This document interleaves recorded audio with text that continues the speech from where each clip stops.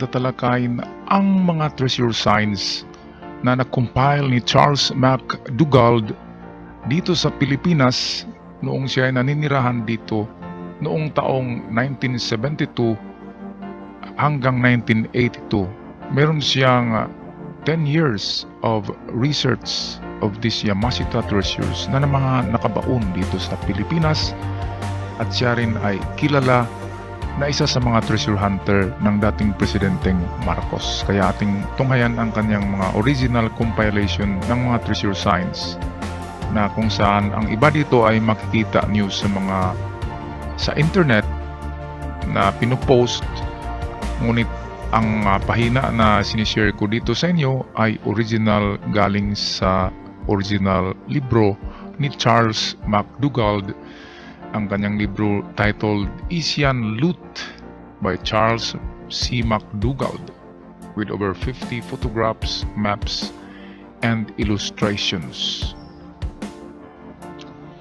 Kaya mga katiyats, brothers and sisters, kumuha na kayo ng inyong mga ballpen at mga librito at mga notebooks, o kaya i-screenshot nyo na ang mga pictures or pahina dito sa videong ito, kasi ito ay magandang compilation para sa inyong reference of treasure marker. Karamihan dito ay makikita nyo na ina-upload ng ibang tao, mga Xerox na lang ang nandoon sa internet, ngunit ito ay original na pahina at medyo klaro pang pagkasulat dito.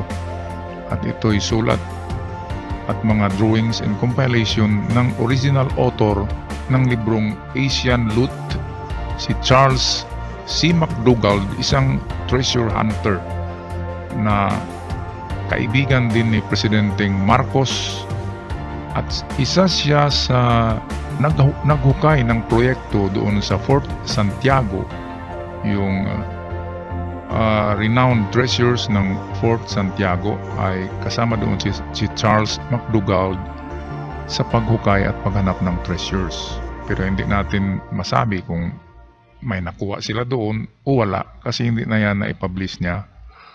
Okay, so ito ang kanyang produkto sa kanyang libro, ang kanyang pag-compile ng different signs, symbols, and codes of Yamashita treasures na naibaon dito sa Pilipinas. Kaya happy reading mga katiyats.